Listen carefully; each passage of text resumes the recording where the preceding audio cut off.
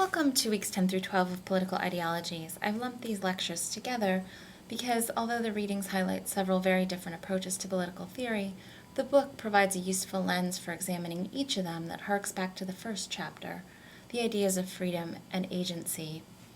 Let's take liberalism in chapter 3. Liberalism derives itself from the term liber, Latin for the term free. However, extensive debates result over what actually freedom is and how we should define it. As we have seen earlier in the liberal theories of Rousseau and Immanuel Kant, the idea behind liberalism, basically, is that people will behave rationally, and that rational behavior includes promotion of people's own interests. Liberal thought, at its essence, believes that this kind of self-interested behavior should be rewarded, as long as our own interests don't abridge or interfere with the interests of someone else. The book provides this interesting diagram of how freedom might be defined in a liberal ideology. The agent in liberalism would be defined as the individual. Each of us is a rational, self-interested agent for ourselves. The goal that we each have would be the freedom to live our life as we choose. And the conditions that block that goal would be any kind of obstacles to individual choice, laws, other people's interests, religious philosophies, etc. The book also goes through various historical and philosophical contributions to theories of liberalism that have been made throughout the years, each of which offers a differing perspective as to how the individual and the community can and should interact. Lastly, the book focuses on some issues confronting contemporary liberal thinkers today. One question for us to think about as we move forward in the course is how is the doctrine of liberalism being used across the world? For example, what does it mean when the former Soviet Union adopts democracy and liberal ideologies in its constitution? What does it mean when we say we're going to promote a liberal agenda in Iraq?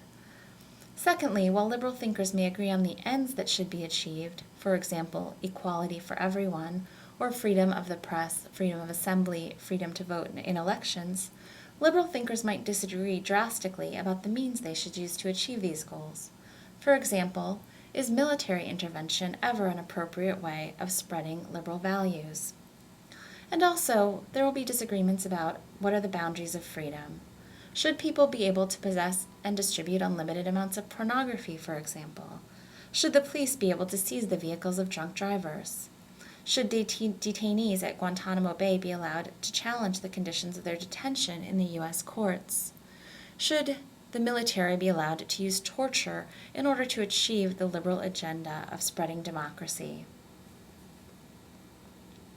Today we often think of the flip side of liberalism, its mirror image as it were, to be the idea of conservatism. The doctrine of conservatism originated during the French Revolution, 1788 to 89, with the philosophies of Edmund Burke. Burke was not a fan of the idea, the Enlightenment idea, that human nature and freedom should be centered in the individual. Rather, Burke believed that government itself was an organism that had a life of its own apart from the individuals that comprised it. He also believed that freedom could be a worthwhile pursuit, but only when it was governed by proper order. The purpose and role of government should be to constrain people's individual aims. The government, Burke believed, should come from the natural aristocracy. During that time, people still followed the idea that a monarch was invested with the right to rule by God, the idea of the divine right of kings. He also believed that private property was essential in ensuring social stability. Here's a Venn diagram provided by the book of the idea of conservatism. The agent here would be not one individual, but the set of interconnected individuals in society.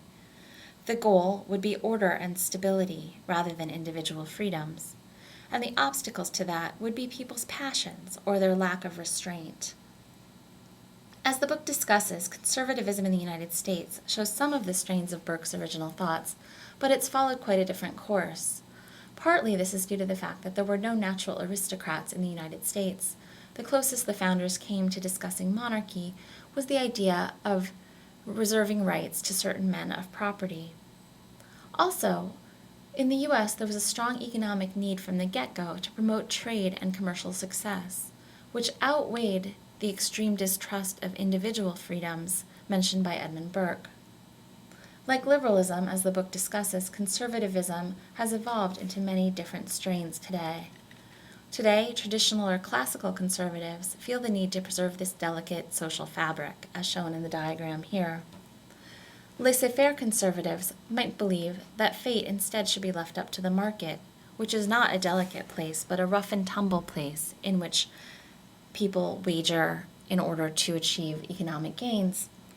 Neoconservatives, such as Dobson, whom we read last week, and the Heritage Foundation, often link cultural and religious values to economic and social welfare discussions, believing that the promotion of traditional social values is also important in addition to economic concerns. Often, the goals of liberalism and conservatism today are closely tied. Both of them, for example, embrace free market capitalism. Conservatives today are rarely opposed to all social welfare programs. They just want to minimize the extent of government spending. The debate between neoconservatives and neoliberals is often referred to as not so much a debate at all. We're all addressing the same issues in society. It's just the approach that conservatives and liberals would take that would be different. In part 2 of this lecture, I start to introduce the idea of socialism and the ways in which this philosophy also offers us another way of examining political ideologies.